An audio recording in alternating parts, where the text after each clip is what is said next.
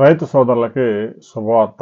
ముఖ్యంగా తెలంగాణ రైతులకి తెలంగాణ ప్రభుత్వం ఒక గుడ్ న్యూస్ విడుదల చేసింది.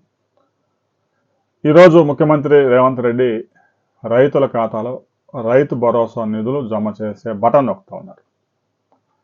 ఈ రోజు నుంచి మొదలై 9 రోజుల పాటు ఉద్యమం లాగా ఈ కార్యక్రమాన్ని ప్రజల్లోకి తీసుకెళ్తూ ఉన్నారు. ముందుగా తెలంగాణలోని 2 ఎకరాల లోపు చిన్న సన్నకారు రైతులు 41,32,000 మంది రైతుల ఖాతాల్లో ఈరోజు 2,436 కోట్లు జమ చేయబోతా ఉన్నారు. మొత్తం 70 లక్షల మంది పైగా రైతుల ఖాతాల్లో రాబోయే 9 రోజుల్లో నిధులు జమ చేసుకుంటూ వెళ్తారు.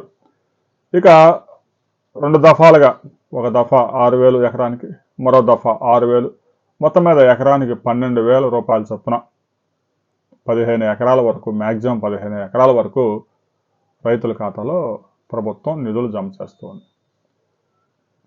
ఇక తెలంగాణలో ముఖ్యంగా చిన్న సన్నకారు రైతులు ఎక్కువగా ఉన్నారు కాబట్టి ఎవరైతే 2 ఎకరాల లోపుగా ఉన్నారో ఆ రైతులకి ఖరీఫ్ సీజన్ పెట్టుబడికి ఉపయోగపడే విధంగా రైతుల ఖాతాలో ఈరోజు ముఖ్యమంత్రి నగదు జమ చేయబోతా ఉన్నారు.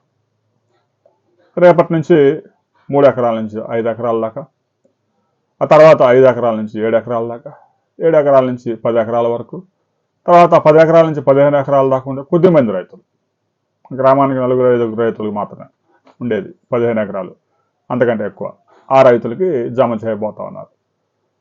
ఈ విధంగా రైతుల ఖాతాల్లో 71 లక్షల మంది రైతుల ఖాతాల్లో 9,000 కోట్ల రూపాయలు తెలంగాణ ప్రభుత్వం నిధులు జమ చేయబోతా ఉంది. రాబోయే 9 రోజుల్లో ఈ ప్రక్రియ పూర్తి చేసుకొని ముగింపు రోజు పెద్ద ఎత్తున కార్యక్రమం ఏర్పాటు చేసుకోవాలని తెలంగాణ ప్రభుత్వం నిర్ణయించింది.